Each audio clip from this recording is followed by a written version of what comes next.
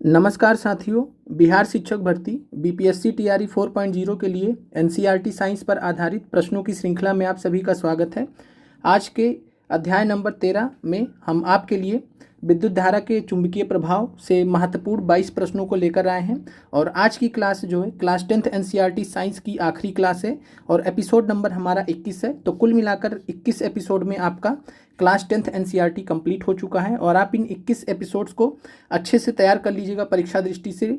PRT के लिए अगर हम बात करें तो पीआरटी के लिए जो 16 प्रश्न आपके आते हैं साइंस से, आपके 7 से 8 प्रश्न अकेले 7 से 8 प्रश्न आपके इसी क्लास 10th एनसीईआरटी साइंस के एमसीक्यूज से आएंगे, पूरी प्रबल संभावना है।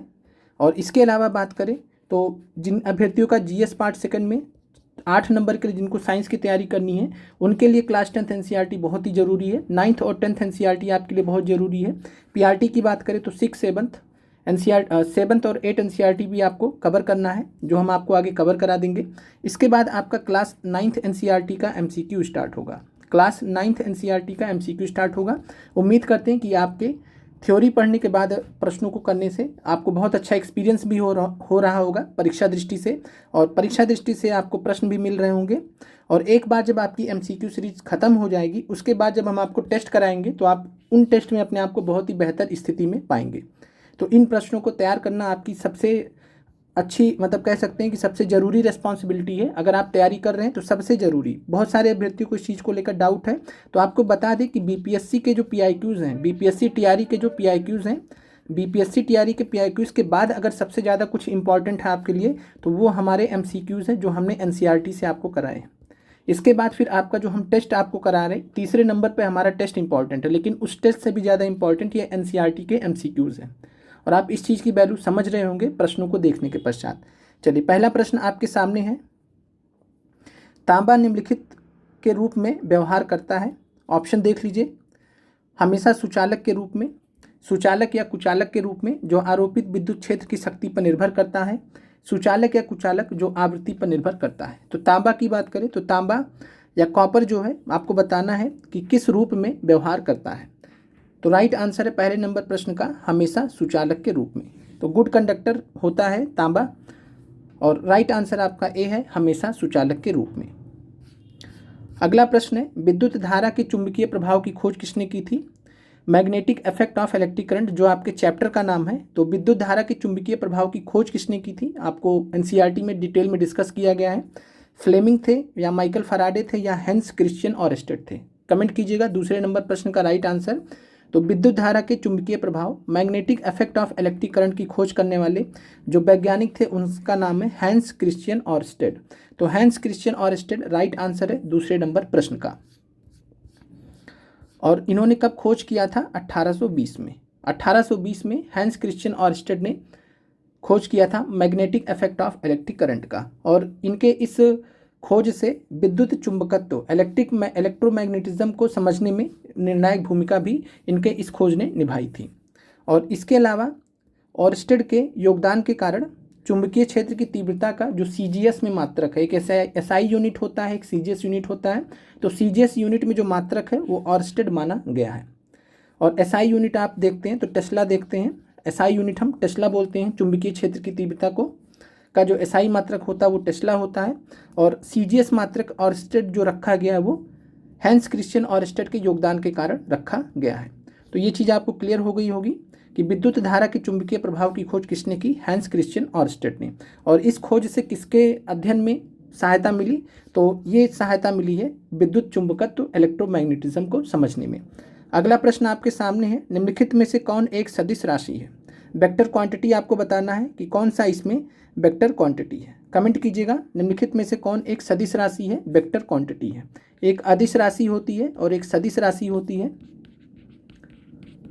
अदिश राशि को स्केलर क्वांटिटी बोलते हैं, सदिश राशि को वेक्टर क्वांटिटी बोलते हैं। तो अदिश का मतलब है जिसमें दिशा ना हो, सदिश का मतलब है दिशा सहित। इस तरीके से आप नाम समझ सकते हैं, स्केलर और वेक्टर क्वांटिटी। तो यहाँ पर आपको बताना है, तो सदिश राशि वेक्टर क्वांटिटी की बात करें तो द्रव्यमान और चाल, चाल यानी कि स्पीड, तो मास और स्पीड ये दोनों उदाहरण हैं स्केलर क्वांटिटी के, इंपॉर्टेंट उदाहरण हैं स्केलर क्वांटिटी के, अदिश राशि के। अदिश राशियाँ हैं ये। और चुंबकीय क्षेत्र मैग्नेटिक फील्ड की बात करें तो एनसीईआरटी में डिटेल में डिस्कस भी किया गया है। और चुंबकीय क्षेत्र को सदिश राशि के रूप में एनसीईआरटी में अगर आपने पढ़ा होगा तो आपको वहाँ पर मिल भी जाएगा। तो चुंबकीय क्षेत्र मैग्नेटिक फील्ड की बात करें तो ये सदिश राशि है। राइट आंसर आपका सी है। चुंबकीय क्षेत्र एक सदिश राशि है जिसमें परिमाण तथा दिशा दोनों होते हैं। ये लाइन आपको एनसीईआरटी में मिल भी जाएगा। तो राइट आंसर है तीसरे नंबर प्रश्न का सी। तीसरे नंबर प्रश्न का राइट आंसर सी है। सदिश राशि का उदाहरण चुंबकीय क्षेत्र है। अन्य उदाहरण भी आप कमेंट कर सकते हैं स्केलर और वेक्टर क्वांटिटी के, अदिश और सदिश राशियों के। अगला प्रश्न आपके सामने है, बार चुंबक बार मैग्नेट के चुंबकीय क्षेत्र की रेखा की दिशा किस प्रकार की होती है, यह आपको बताना है। तो बार चुंबक या बार मैग्नेट के चुंबकीय क्षेत्र की रेखा की दिशा दक्षिण ध्रुव से उत्तरी ध्रुव तक होती है, साउथ पोल से लेकर नॉर्थ पोल की तरफ होती है, या नॉर्थ पोल से साउथ पोल की तरफ होती है, या फिर चुंबक के अंदर दक्षिणी ध्रुव से उत्तरी ध्रुव और चुंबक के बाहर उत्तरी ध्रुव से दक्षिणी ध्रुव तक होती है। कमेंट कीजिए चौथे नंबर प्रश्न का राइट आंसर क्या होगा। तो बार चुंबक या बार मैग्नेट के चुंबकीय क्षेत्र की रेखा की जो दिशा होती है, इसमें आपको ध्यान रखना है चुंबक के अंदर तो दक्षिणी ध्रुव से लेकर उत्तरी ध्रुव तक होती है, यानी साउथ से नॉर्थ पोल होता है चुंबक के अंदर बार मैग्नेट में। तो बार मैग्नेट या बार चुंबक के अंदर दक्षिण ध्रुव से उत्तरी ध्रुव तक होती है, और चुंबक के बाहर तो चुंबक के बाहर या बार चुंबक के बाहर उत्तरी ध्रुव से दक्षिणी ध्रुव तक होती है। तो ये आपको ध्यान रखना, बाहर नॉर्थ से साउथ है, अंदर साउथ से नॉर्थ है। तो राइट आंसर आपका चौथे नंबर प्रश्न का सी है। अगला प्रश्न है, किसी छड़ चुंबक बार मैग्नेट के चारों ओर चुंबकीय क्षेत्र रेखाएं कैसी होती हैं। पिछले ही प्रश्न से ये रिलेटेड प्रश्न है आपका। तो किसी छड़ चुंबक बार मैग्नेट के चारों ओर चुंबकीय क्षेत्र रेखाएं कैसी होती हैं। सीधी रेखा होती है, स्ट्रेट लाइन के फॉर्म में होता है, या बंद वक्र होता है, क्लोज कर्व होता है, समानांतर होता है, पैरेलल होता है। तो क्या आंसर होगा पांचवें नंबर प्रश्न का। तो किसी छड़ चुंबक बार मैग्नेट के चारों ओर का जो चुंबकीय क्षेत्र रेखाएं होती हैं वो बंद वक्र क्लोज कर्व के फॉर्म में होती हैं। और ऐसा क्यों होता है, तो ये भी कारण आप समझ लीजिए। अभी हमने देखा कि चुंबकीय क्षेत्र रेखाएं चुंबक के उत्तर ध्रुव से प्रकट होती हैं, यानी चुंबक के बाहर उत्तर ध्रुव से नॉर्थ पोल से साउथ पोल की तरफ जाती हैं, यानी चुंबकीय क्षेत्र रेखाएं चुंबक के उत्तर ध्रुव से प्रकट होती हैं, दक्षिणी ध्रुव पर विलीन हो जाती है। ये चुंबक के बाहर। चुंबक के भीतर क्या होता है, चुंबकीय क्षेत्र रेखाओं की दिशा इसके दक्षिणी ध्रुव से अंदर चेंज हो जाता है, साउथ से नॉर्थ, तो दक्षिणी ध्रुव से उत्तर ध्रुव की ओर होता है, इसलिए चुंबकीय क्षेत्र रेखाएं एक बंद वक्र होती है। ये मैग्नेट है। मैग्नेट के अंदर अगर बात करेंगे तो जो है मैग्नेट के अगर अंदर बात करेंगे तो मैग्नेट के अंदर साउथ पोल से नॉर्थ पोल, और बाहर बात करेंगे तो नॉर्थ पोल से साउथ पोल। तो इस हिसाब से जो है यहाँ पर जो चुंबकीय क्षेत्र रेखाएं जो बनती हैं वो बंद वक्र क्लोज कर्व के फॉर्म में बनती हैं। इसके अलावा आपको ध्यान रखना कि दो क्षेत्र रेखाएं जो होती हैं, दो क्षेत्र रेखाएं जो होती हैं चुंबकीय क्षेत्र रेखाएं, वो एक दूसरे को प्रतिच्छेद नहीं करती हैं। ये भी आपको ध्यान रखना है कि दो चुंबकीय क्षेत्र रेखाएं कभी भी एक दूसरे को प्रतिच्छेद नहीं कर सकती हैं। अगला प्रश्न आपका है, निम्नलिखित में से कौन किसी लंबे विद्युत धारावाही तार के निकट चुंबकीय क्षेत्र का सही वर्णन करता है। यह प्रश्न आपका एनसीईआरटी में थ्योरी के साथ में ही कुछ प्रश्न आपको दिए जाते हैं, वहाँ से लिया गया है। थ्योरी में आपको प्रश्न दिए जाते हैं, वहाँ से ये प्रश्न लिया गया है। तो निम्नलिखित में से कौन किसी लंबे विद्युत धारावाही तार के निकट चुंबकीय क्षेत्र का सही वर्णन करता है। चुंबकीय क्षेत्र की क्षेत्र रेखाएं तार के लंबवत होती हैं। चुंबकीय क्षेत्र की क्षेत्र रेखाएं तार के समानांतर यानी पैरेलल होती है। यहाँ परपेंडिकुलर है, यहाँ पैरेलल है। चुंबकीय क्षेत्र की क्षेत्र रेखाएं अरीय रेडियल होती हैं, जिनका उद्भव तार से होता है। और जो है चौथा ऑप्शन है, चुंबकीय क्षेत्र की संकेंद्री क्षेत्र रेखाओं का केंद्र तार होता है। तो संकेंद्री का मतलब है कंसेंट्रिक सर्किल के फॉर्म में होता है, कंसेंट्रिक सर्किल के फॉर्म में होता है। और यह प्रश्न आपका एक्सरसाइज से लिया गया, ध्यान दीजिएगा। एक्सरसाइज में यह प्रश्न आपका दिया गया है। तो एनसीईआरटी के एक्सरसाइज में यह प्रश्न दिया गया है। तो एक लॉन्ग स्ट्रेट वायर के एक लंबे विद्युत धारावाही तार के निकट चुंबकीय क्षेत्र का केस पूछ रहा है आपसे, और एक कंसेंट्रिक सर्किल संकेंद्रीय होता है। तो राइट आंसर आपका डी है, चुंबकीय क्षेत्र की संकेंद्री क्षेत्र रेखाओं का केंद्र तार होता है। डी यहाँ पर आपका राइट आंसर है। तो लॉन्ग स्ट्रेट जो वायर होता है, विद्युत धारावाही तार होता है, उसके जो चुंबकीय क्षेत्र होता है वो संकेंद्री होता है। Magnetic field near a long straight wire consist of concentric circle centred on the wire. ये आपका अंग्रेजी में हमने दे दिया जो इंग्लिश वाले अभ्यर्थी हैं। तो और आपका यह प्रश्न एक्सरसाइज में भी दिया गया है। तो राइट आंसर यहाँ पर आपका डी है। सिंपल में आपको यही समझना है, एक लॉन्ग स्ट्रेट वायर रहेगा, एक लंबा तार रहेगा तो लंबे तार में जो मैग्नेटिक फील्ड बनेगा वो कंसेंट्रिक सर्किल के फॉर्म में बनेगा। कंसेंट्रिक सर्किल का मतलब कुछ इस तरीके से है, कंसेंट्रिक सर्किल का फॉर्म मतलब इस तरीके से बनेगा। अगले प्रश्न पे चलते हैं। अगला प्रश्न है, किसी विद्युत धारावाही सीधी लंबी परिनालिका के अंदर चुंबकीय क्षेत्र कैसा होता है। बहुत अच्छा प्रश्न है आपका। ये प्रश्न आपका हमने थ्योरी के साथ में कुछ प्रश्न दिए रहते हैं, एक्सरसाइज के अलावा भी थ्योरी के साथ में प्रश्न दिए रहते हैं, वहाँ से लिया गया है। तो किसी विद्युत धारावाही सीधी लंबी परिनालिका, परिनालिका को सोलेनाइड बोलते हैं, तो लॉन्ग स्ट्रेट सोलेनाइड में मैग्नेटिक फील्ड कैसा रहता है आपको बताना है। शून्य होता है, या इसके सिरे की ओर जाने पर घटता है, या इसके सिरे की ओर जाने पर बढ़ता है, या सभी बिंदुओं पर समान रहता है। कमेंट कीजिएगा। बहुत अच्छा प्रश्न आपके सामने। तो किसी विद्युत धारावाही सीधी लंबी परिनालिका के अंदर चुंबकीय क्षेत्र जो होता है ये सभी बिंदुओं पर समान होता है।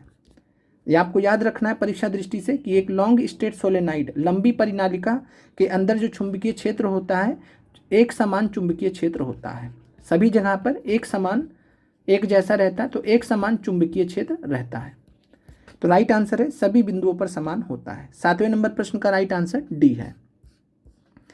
परिनालिका के भीतर चुंबकीय क्षेत्र रेखाएं समानांतर सरल रेखाओं की भांति होती हैं। ये भी आपसे पूछा जा सकता है किस प्रकार की होती हैं, तो ये समानांतर सरल रेखाओं की भांति होती हैं।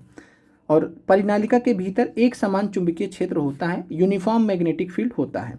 परिनालिका होता क्या है, सोलेनाइड होता क्या है, तो पास पास में लिपटे विद्युत रोधी तांबे की तार को बेलन की आकृति की अनेक फेरों वाली जो कुंडली होती है उसी को परिनालिका कहते हैं। कुछ इस प्रकार से आप समझ सकते हैं, एक बेलन हो गया और इसी पे वायर लपेटे गए हैं, पास पास लिपटे विद्युत रोधी तांबे की तार होगी, ये बेलन की आकृति में होगी, अनेक फेरे उस पर लगे होंगे और इसी को हम बोलते हैं परिनालिका सोलेनाइड।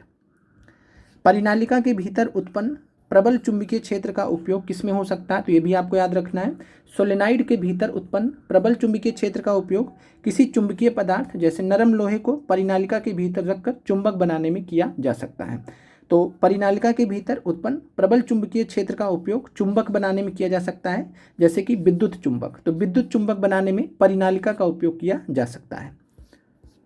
अगला प्रश्न है, किसी प्रोटॉन का निम्नलिखित में से कौन सा गुण किसी चुंबकीय क्षेत्र में मुक्त गति करते समय परिवर्तित हो जाता है। बहुत ही इंपॉर्टेंट प्रश्न है आपका, और यह भी थ्योरी के साथ में प्रश्न दिया गया था। ये दो प्रश्न आपने जो 7 और 8 देखे हैं थ्योरी के साथ में दिए गए हैं। तो किसी प्रोटॉन का निम्नलिखित में से कौन सा गुण या कौन सी विशेषता किसी चुंबकीय क्षेत्र में मुक्त गति करते समय परिवर्तित होगा। क्या द्रव्यमान, मास चेंज होगा, चाल या स्पीड चेंज होगा, वेग यानी कि वेलोसिटी चेंज होगा, संवेग यानी कि मोमेंटम चेंज होगा। क्या चेंज होगा? पांचवा ऑप्शन आपके सामने है, उपयुक्त में से एक से अधिक। सभी लोग कमेंट कीजिएगा, देखते हैं किसका ये प्रश्न सही होता है। और यहाँ पर पूछा गया कि कौन सा गुण किसी चुंबकीय क्षेत्र में मुक्त गति करते समय परिवर्तित होता है। संवेग, मोमेंटम का फार्मूला क्या होता है आप याद कीजिएगा, तो P बराबर होता है mb, मास इंटू वेलोसिटी। अब यहाँ पर आप देखेंगे कि अगर मोमेंटम चेंज होगा तो वेलोसिटी भी चेंज होगा, नहीं होगा, क्योंकि ये P एक हिसाब से डायरेक्टली प्रोपोर्शनल है B के। P डायरेक्टली प्रोपोर्शनल है, समानुपाती है B के वेग के। इस वजह से अगर मोमेंटम चेंज होगा तो वेलोसिटी भी चेंज होगा। तो इसलिए राइट आंसर आपका C भी है, D भी है, और उपयुक्त में से एक से अधिक आपका राइट आंसर है। 8वें प्रश्न का राइट आंसर डी है, लेकिन विकल्प आपका है उपयुक्त में से एक से अधिक। सी और डी यहाँ पर आपके राइट आंसर है। एनसीईआरटी से ही लिया गया प्रश्न है और वहाँ पर भी बताया गया कि एक से अधिक आपके आंसर हो सकते हैं, और राइट आंसर आपका है सी और डी। इस वजह से इस प्रश्न का राइट आंसर आपका है ई, उपयुक्त में से एक से अधिक। सी और डी यहाँ पर आपके दोनों सही हैं। अगला प्रश्न है, मानव शरीर के दो मुख्य भाग कौन से हैं जिनमें चुंबकीय क्षेत्र का उत्पन्न होना महत्वपूर्ण होता है। तो सिग्निफिकेंट मैग्नेटिक फील्ड जो है हमारे शरीर के किस दो भाग में प्रोड्यूस होता है, उत्पन्न होता है, आपको बताना। हृदय और वृक्क में, हृदय तथा मस्तिष्क में, मस्तिष्क तथा हाथ में। तो मानव शरीर के दो मुख्य भाग कौन से हैं जहाँ पर चुंबकीय क्षेत्र का उत्पन्न होना महत्वपूर्ण होता है, तो राइट आंसर आपका हृदय और मस्तिष्क। हार्ट और ब्रेन में मैग्नेटिक फील्ड्स प्रोड्यूस होती हैं जो सिग्निफिकेंट होती हैं, महत्वपूर्ण होती हैं। तो हृदय और मस्तिष्क यहाँ पर आपका राइट आंसर है। अगला प्रश्न आपका है, हमारे आंतरिक शरीर के अंगों की छवियों को प्राप्त करने के लिए चिकित्सा निदान में किसका प्रयोग किया जाता है तथा यह चिकित्सा विज्ञान में चुंबकत्व का एक महत्वपूर्ण उपयोग है। तो चिकित्सा विज्ञान में चुंबकत्व का, मैग्नेटिज्म का एक इम्पॉर्टेंट जो है प्रयोग भी है, आपको बताना है। और इसका हम क्या करते हैं, शरीर के अंगों की छवियों को प्राप्त करने के लिए चिकित्सा निदान में प्रयोग करते हैं, और साथ में चिकित्सा विज्ञान में चुंबकत्व का एक महत्वपूर्ण उपयोग भी है। ईसीजी है, चुंबकत्व अनुनाद इमेजिंग है, मैग्नेटिक रेजोनेंस इमेजिंग है, तीसरा है ईईजी। आपको बताना है 10वें नंबर प्रश्न का राइट आंसर क्या होगा। तो चिकित्सा विज्ञान में चुंबकत्व का जो महत्वपूर्ण उपयोग है उसका राइट आंसर है चुंबकीय अनुनाद इमेजिंग, मैग्नेटिक रेजोनेंस इमेजिंग, जिसको हम एमआरआई स्कैन बोलते हैं, एमआरआई स्कैन बोलते हैं। तो एमआरआई मैग्नेटिक रेजोनेंस इमेजिंग, इसका आपको फुल फॉर्म भी पूछा जा सकता है परीक्षा में। तो मैग्नेटिक रेजोनेंस इमेजिंग एमआरआई का फुल फॉर्म होता है, ये आपको ध्यान रखना है। इसके अलावा ईसीजी और ईईजी का भी फुल फॉर्म याद रखिएगा, कमेंट कीजिएगा जिसको भी याद हो ईसीजी और ईईजी का फुल फॉर्म। तो हमारे आंतरिक शरीर के अंगों की छवियों को प्राप्त करने के लिए चिकित्सा निदान में चुंबकीय अनुनाद इमेजिंग, मैग्नेटिक रेजोनेंस इमेजिंग का प्रयोग करते हैं, और एमआरआई जो है चिकित्सा विज्ञान में चुंबकत्व का महत्वपूर्ण उपयोग दर्शाता है।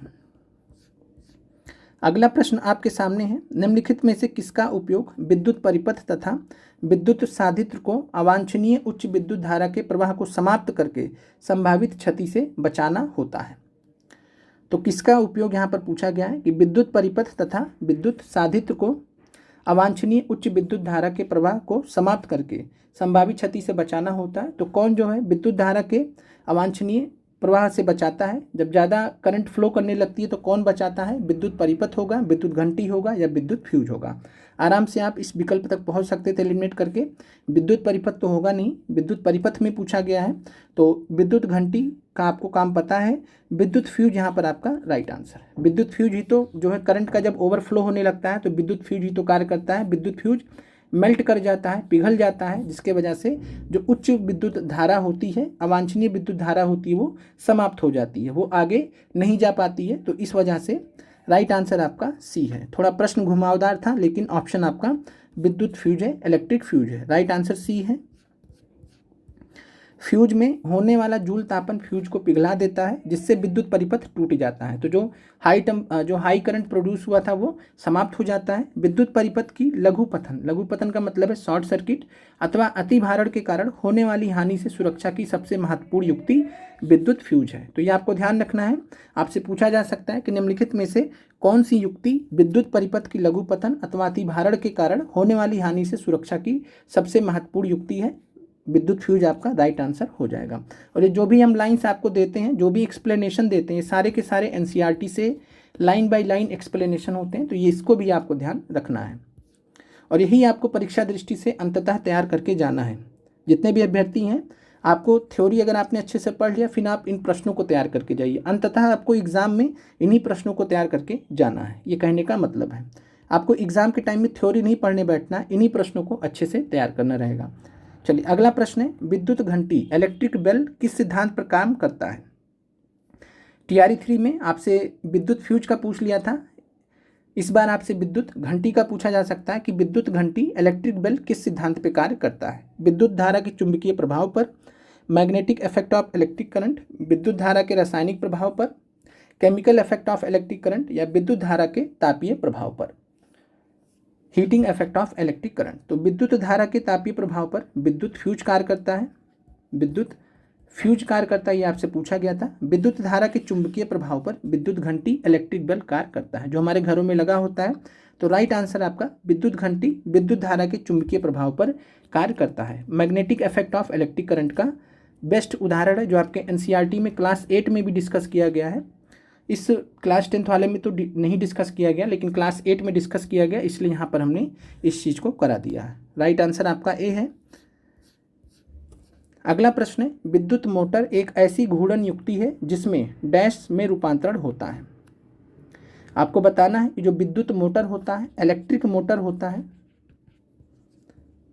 कैसा डिवाइस होता है जिसमें किसका रूपांतरण किस में होता है। यांत्रिक ऊर्जा का विद्युत ऊर्जा में रूपांतरण होता है, मैकेनिकल एनर्जी का इलेक्ट्रिकल एनर्जी में रूपांतरण होता है क्या, या फिर इलेक्ट्रिकल एनर्जी का मैकेनिकल एनर्जी में रूपांतरण होता है, या फिर सौर ऊर्जा का सोलर एनर्जी का इलेक्ट्रिकल एनर्जी में विद्युत ऊर्जा में रूपांतरण होता है। आपको बताना है राइट आंसर क्या होगा 13वें नंबर प्रश्न का।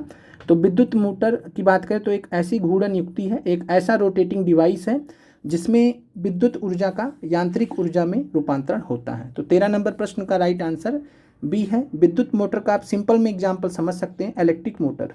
सभी के घर में मोटर लगा होगा जिससे आपका टंकी भरता है। तो इलेक्ट्रिक मोटर को हम क्या करते हैं, स्विच लगा होता है, स्विच में जाते हैं, स्विच को ऑन करते हैं। स्विच को जब हम ऑन करते हैं तो इलेक्ट्रिक मोटर को क्या मिलता है, विद्युत ऊर्जा, करंट फ्लो हुआ, विद्युत ऊर्जा मिला। फिर उसके बाद मोटर जब ऑन होने लगता है तो टंकी में पानी भरने लगता है, टंकी में पानी भरने लगता है। टंकी में पानी भरने का जो कार्य है ये यांत्रिक ऊर्जा के द्वारा संभव होता है, तो मैकेनिकल एनर्जी में कन्वर्ट हुआ।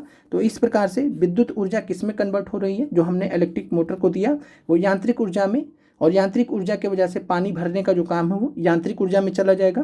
तो राइट आंसर आपका 13वें नंबर प्रश्न का बी है, विद्युत ऊर्जा को यांत्रिक ऊर्जा में बदलता है विद्युत मोटर। राइट आंसर आपका बी है। इंपॉर्टेंट प्रश्न है, ध्यान रखिएगा। An electric motor converts electrical energy to mechanical energy. विद्युत मोटर का उपयोग हम विद्युत पंखों में करते हैं। तो विद्युत पंखों का पूछा जा सकता है कि जो हमारे घर में इलेक्ट्रिक फैन लगे होते हैं वो किस में कन्वर्ट करते हैं, तो इलेक्ट्रिकल एनर्जी को मैकेनिकल एनर्जी में। पंखा चल रहा है, हमने लाइट दिया तो चलने लगा, चलने से हमको हवा मिला, तो जो एनर्जी हमको मिल रहा है वो मैकेनिकल एनर्जी में कन्वर्ट हुआ, उसकी वजह से हमें हवा मिल रहा है। तो इलेक्ट्रिकल एनर्जी अंततः मैकेनिकल एनर्जी में कन्वर्ट हुआ। इस तरीके से भी आपको पूछा जा सकता है। अगला प्रश्न आपके सामने है, विद्युत चुंबकीय प्रेरण इलेक्ट्रोमैग्नेटिक इंडक्शन की खोज किसने की थी। कमेंट कीजिएगा, विद्युत चुंबकीय प्रेरण इलेक्ट्रोमैग्नेटिक इंडक्शन की खोज किसने की थी। एम्पेयर ने की थी, ऑरस्टेड ने की थी, या फैराडे ने की थी। तो अभी हमने देखा था magnetic effect of electric current, magnetic effect of electric current, विद्युत धारा के चुंबकीय प्रभाव की खोज की थी ऑरस्टेड साहब ने, और विद्युत चुंबकीय प्रेरण इलेक्ट्रोमैग्नेटिक इंडक्शन की खोज की थी फैराडे साहब ने। तो माइकल फैराडे इनका पूरा नाम था, माइकल फैराडे इनका पूरा नाम था, और माइकल फैराडे ने विद्युत चुंबकीय प्रेरण इलेक्ट्रोमैग्नेटिक इंडक्शन की खोज की थी। राइट आंसर आपका 14 नंबर प्रश्न का सी है। कब किया था, तो वर्ष था 1831। चलिए अगला प्रश्न आपके सामने, गैल्वेनोमीटर के बारे में आपको हमने पिछले चैप्टर में भी प्रश्न कराया है। हालांकि गैल्वेनोमीटर के बारे में आपको इस चैप्टर में डिस्कस किया गया है, एनसीईआरटी के इस चैप्टर में आपको गैल्वेनोमीटर के बारे में डिस्कस किया गया है। तो गैल्वेनोमीटर एक ऐसा उपकरण है जो किसी परिपथ में विद्युत धारा को माप सकता है, विद्युत धारा की उपस्थिति को संसूचित करता है, या विद्युत विभव को माप सकता है। कमेंट करके बताइएगा। बाकी चौथा पांचवा ऑप्शन आपको मालूम ही है, पुराना वाला 1 से अधिक है, और पांचवा है नन ऑफ दिस।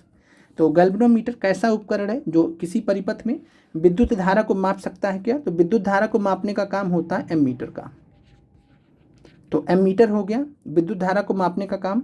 विद्युत विभव को मापने का काम वोल्ट मीटर का होता है, पोटेंशियोमीटर का भी होता है, तो वोल्ट मीटर हो गया। और गैल्वेनोमीटर का काम क्या होता है, विद्युत धारा की उपस्थिति को संसूचित करना। तो इलेक्ट्रिक करंट को डिटेक्ट करने का, संसूचित करने का काम है गैल्वेनोमीटर का। तो राइट आंसर आपका 15वें नंबर प्रश्न का बी है, विद्युत धारा की उपस्थिति संसूचित करना। अगला प्रश्न है, एक विद्युत जनित्र, विद्युत जनित्र का मतलब होता है इलेक्ट्रिक जनरेटर। इलेक्ट्रिक जनरेटर क्या करता है, एक विद्युत जनित्र क्या करता है, इलेक्ट्रिक जनरेटर यांत्रिक ऊर्जा को विद्युत ऊर्जा में परिवर्तित करता है। क्या, विद्युत ऊर्जा को यांत्रिक ऊर्जा में, या सौर ऊर्जा को विद्युत ऊर्जा में परिवर्तित करता है। कमेंट कीजिएगा। तो विद्युत जनित्र जो होता है इलेक्ट्रिक जनरेटर, इलेक्ट्रिक जनरेटर में हमने क्या किया, हैंडल होता है, आप सभी को मालूम है। हैंडल से हम उसको मूव करते हैं, रोटेट करते हैं, फिर उसको हम मैकेनिकल एनर्जी देते हैं। मैकेनिकल एनर्जी देने से क्या होता है, उसमें विद्युत ऊर्जा का संचार होता है, और विद्युत ऊर्जा से हमारे घर में लाइट वगैरह आता है। इलेक्ट्रिक मोटर आपने, इलेक्ट्रिक जनरेटर आप सभी ने देख रखा होगा, जो सामान्यतः प्रयोग किए जाते हैं आज के डेट में। तो यांत्रिक ऊर्जा को विद्युत ऊर्जा में कन्वर्ट करता है। हमने यांत्रिक ऊर्जा दिया, उससे विद्युत ऊर्जा उत्पन्न होती है। तो यांत्रिक ऊर्जा को विद्युत ऊर्जा में परिवर्तित करता है विद्युत जनरेटर। तो राइट आंसर है 16वें नंबर प्रश्न का ए, यांत्रिक ऊर्जा को विद्युत ऊर्जा में परिवर्तित करता है विद्युत जनित्र इलेक्ट्रिक जनरेटर। अगला प्रश्न आपके सामने है, भारत में घरेलू उपयोग के लिए विद्युत आपूर्ति के वोल्टेज और आवृत्ति का वैल्यू क्या होता है, वैल्यू क्या होता है। तो विद्युत आपूर्ति के लिए वोल्टेज कितना यूज़ होता है और आवृत्ति फ्रीक्वेंसी कितनी यूज़ होती है, 220 वोल्ट और 60 हर्ज, 220 वोल्ट और 50 हर्ट्ज और 220 वोल्ट और 80 हर्ट्ज। कमेंट कीजिएगा क्या आंसर होगा। तो भारत में घरेलू उपयोग के लिए विद्युत आपूर्ति का जो वोल्टेज होता है वो 220 वोल्ट पे होता है और आवृत्ति जो फ्रीक्वेंसी यूज होती है वो 50 हर्ट्ज होती है। तो राइट आंसर आपका बी है 220 वोल्ट और 50 हर्ट्ज। आपको एनसीईआरटी के समरी में यह डाटा आपको मिल जाएगा, आपको कोई ढूंढने की भी जरूरत नहीं है, एनसीईआरटी के समरी में यह डाटा दिया गया है। राइट आंसर आपका बी है। अगले प्रश्न पे चलते हैं। विद्युत चुंबकीय प्रेरण की परिघटना इलेक्ट्रोमैग्नेटिक इंडक्शन का जो प्रक्रिया होती है आपको बताना है। ये आपका एनसीईआरटी एक्सरसाइज में दिया गया सवाल है। तो इलेक्ट्रोमैग्नेटिक इंडक्शन की जो परिघटना होती है किसी वस्तु को आवेशित करने की प्रक्रिया होती है। किसी कुंडली में विद्युत धारा प्रवाहित होने के कारण चुंबकीय क्षेत्र उत्पन्न करने की प्रक्रिया होती है, या फिर कुंडलीय तथा चुंबक के बीच आपेक्षिक गति के कारण कुंडली में प्रेरित विद्युत धारा उत्पन्न करना काम होता है। तो राइट आंसर क्या होगा 18वें नंबर प्रश्न का। तो विद्युत चुंबकीय प्रेरण की जो परिघटना होती है इलेक्ट्रोमैग्नेटिक इंडक्शन का जो प्रोसेस होता है कुंडली तथा चुंबक के बीच में, कॉइल और मैग्नेट के बीच में आपेक्षिक गति के कारण कुंडली में यानी कि कॉइल में प्रेरित विद्युत धारा उत्पन्न करना इसका काम होता है। तो राइट आंसर आपका सी है विद्युत चुंबकीय प्रेरण की परिघटना।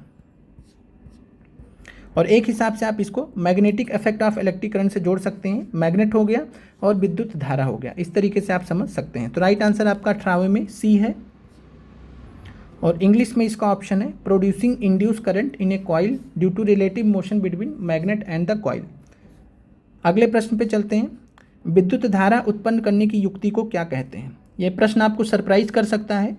एनसीईआरटी एक्सरसाइज में यह भी दिया गया है, एनसीईआरटी एक्सरसाइज में यह भी दिया गया है। प्रश्न है आसान सा, विद्युत धारा उत्पन्न करने की युक्ति को हम क्या कहते हैं। क्या इसको जनित्र जनरेटर कहते हैं, क्या इसको गैल्वेनोमीटर कहते हैं, क्या इसको अम्मीटर कहते हैं। कमेंट कीजिएगा 19 नंबर प्रश्न का राइट आंसर क्या होगा। और 19 नंबर प्रश्न की बात करें तो गैल्वेनोमीटर का काम होता है धारा को संसूचित करना, करंट को संसूचित करना। तो करंट को डिटेक्ट करने का काम होता है गैल्वेनोमीटर का, उत्पन्न करने का काम नहीं होता है। अम्मीटर को धारा को मापने का काम होता है, उत्पन्न करने का नहीं होता। धारा मापने का कार्य होता है। विद्युत धारा उत्पन्न कौन कर सकता है, कौन सा डिवाइस, युक्ति का मतलब है डिवाइस, तो कौन सी डिवाइस करंट उत्पन्न कर सकती है, तो उसका नाम है जनित्र या जनरेटर। अभी हमने देखा था विद्युत जनरेटर क्या करता है, मैकेनिकल एनर्जी देते हैं, यांत्रिक ऊर्जा देते हैं, उससे विद्युत ऊर्जा में इलेक्ट्रिकल एनर्जी में कन्वर्ट होता है। तो जो जनित्र होता है, जनरेटर होता है घर पे, इलेक्ट्रिक जनरेटर से ही तो हम घर में बिजली लेकर आते हैं। जब हमारे यहाँ लाइट कट जाती गांव में तो क्या करते हैं, यही करते हैं जिनके यहाँ जनरेटर होता है। तो लाइट लाने के लिए या करंट लाने के लिए एक हिसाब से डिवाइस में जो पूरा घर का सर्किट है तो वो हम क्या करते हैं, जनित्र का प्रयोग करते हैं। तो जनित्र एक ऐसा डिवाइस है, युक्ति है जिससे विद्युत धारा को उत्पन्न किया जाता है। तो राइट आंसर आपका 19 में ए है। बहुत सारे अभ्यर्थियों का ये प्रश्न गलत भी हुआ होगा। चलिए अगले प्रश्न पे चलते हैं। किसी एसी जनित्र, एसी जनरेटर और डीसी जनरेटर में एक मूलभूत अंतर क्या होता है। यहाँ भी प्रश्न आपका एनसीईआरटी एक्सरसाइज में दिया गया है, बताइएगा क्या आंसर होगा। किसी एसी जनरेटर और डीसी जनरेटर में मूलभूत अंतर क्या होता है। ऑप्शन ए है, ऑप्शन बी है, ऑप्शन सी है, ऑप्शन डी है। कमेंट कीजिएगा राइट आंसर क्या होगा। तो इस प्रश्न को याद कर लीजिएगा ऑप्शन के साथ में। यह प्रश्न जो है आपसे पूछा जा सकता है, क्योंकि एनसीईआरटी एक्सरसाइज में जितने भी प्रश्न दिए गए वो आपसे सबसे ज़्यादा उनकी संभावनाएं हैं पूछे जाने की। तो एसी जनित्र की बात करें, एसी जनरेटर में सर्पी वलय होते हैं, स्लिप रिंग्स होते हैं, जबकि जो डीसी जनित्र होते हैं, डीसी जनरेटर होते हैं, उसमें दिक् परिवर्तक होता है, कम्यूटेटर होता है। तो एसी जनित्र में सर्पी वलय होते हैं, स्लिप रिंग्स होते हैं, इसको बस याद कर लीजिएगा। और डीसी जनरेटर में क्या होता है, दिक् परिवर्तक होता है, जिसको हम कम्यूटेटर बोलते हैं। राइट आंसर आपका डी है। और एसी जनरेटर है slip rings while DC generator है कम्यूटेटर, ये आपका राइट आंसर है। चलिए 21 नंबर प्रश्न है। ये भी प्रश्न आपको एनसीईआरटी एक्सरसाइज में दिया गया है, ये हमने आपको शायद कल भी करवाया था। ये आपका इस चैप्टर में एनसीईआरटी एक्सरसाइज में दिया गया है। लघु पथन शॉर्ट सर्किट जिसको बोलते हैं के समय परिपथ में विद्युत धारा का मान क्या हो जाता है, क्या बहुत कम हो जाता है, निरंतर परिवर्तित होता है, या बहुत अधिक बढ़ जाता है। कमेंट कीजिएगा। लघु पथन शॉर्ट सर्किट के समय परिपथ में विद्युत धारा का मान बहुत अधिक बढ़ जाता है, बहुत अधिक बढ़ जाता है। और अगर हमने फ्यूज का यूज़ किया है, विद्युत फ्यूज का यूज़ किया है तो इससे हम बच सकते हैं। तो बहुत अधिक बढ़ जाता है और फ्यूज अगर होगा तो मेल्ट हो जाएगा, बहुत ज़्यादा जो धारा रहेगा, जो इलेक्ट्रिक करंट रहेगा उसको ख़त्म कर देगा। तो राइट आंसर आपका 21 में सी है। जब लघु पतन होगा, शॉर्ट सर्किट होगा तो परिपथ में विद्युत धारा का मान बहुत अधिक बढ़ जाएगा। राइट आंसर आपका सी है। एनसीईआरटी एक्सरसाइज में यह भी सवाल आपका दिया है। चलिए आज का आखिरी सवाल क्लास 10th एनसीईआरटी का, विद्युत जनित्र किस सिद्धांत पर कार्य करता है? कमेंट कीजिएगा। विद्युत जनित्र इलेक्ट्रिक जनरेटर किस सिद्धांत पर कार्य करता है? चुंबकीय प्रेरण पर काम करता है, विद्युत चुंबकीय प्रेरण पर काम करता है या विद्युत प्रेरण पर काम करता है? तो विद्युत जनित्र की बात करें तो यह विद्युत चुंबकीय प्रेरण, इलेक्ट्रोमैग्नेटिक इंडक्शन, इलेक्ट्रोमैग्नेटिक इंडक्शन विद्युत चुंबकीय प्रेरण के सिद्धांत पर कार्य करता है। और विद्युत चुंबकीय प्रेरण की खोज किसने की थी? फराडे ने की थी। इतना आपको ध्यान रखना है। ये प्रश्न आज आपके कंप्लीट होते हैं। उम्मीद करते हैं कि प्रश्न हमेशा की तरह आपको अच्छे लगे होंगे और हमने बहुत मेहनत से ये प्रश्न आपके लिए बनाए हैं। अच्छे से इनको तैयार करिए। परीक्षा में अगर प्रश्न कहीं से आएंगे क्लास 10th एनसीईआरटी से तो यहीं से आएंगे। 7 से 8 प्रश्न आपके पक्के हैं। जो टीजीटी साइंस के अभ्यर्थी हैं उनको भी इस क्लास 10th एनसीईआरटी से बहुत हेल्प मिलेगा। बहुत सारे प्रश्न आपको भी यहाँ से देखने को मिलेंगे परीक्षा में। उम्मीद करते हैं कि क्लास 10th के एनसीईआरटी के प्रश्न आपको बहुत अच्छे लगे होंगे। एक बार आप सभी लोग अपना फीडबैक जरूर दे दीजिएगा 22 में कितने सही हुए। इसके अलावा एक फीडबैक और भी दीजिएगा कि अभी तक आपने जो 21 एपिसोड देखे हैं क्या आपको बीपीएससी पैटर्न पर, बीपीएससी लेवल पे लगे या नहीं। मिलते हैं आप लोगों से कल। और कल आपका जो क्लास होगा वो होगा शाम में 4 बजे आपका क्लास होगा। सभी लोग ध्यान दीजिएगा, जो आपका क्लास होगा वो होगा शाम में 4 बजे और दूसरा क्लास आपका शाम में होगा 8 बजे। तो 4 बजे और 8 बजे 2 क्लासेस आपकी होंगी। उम्मीद करते हैं कि आपको क्लास अच्छी लगी होगी। आप लोगों का देखने के लिए धन्यवाद।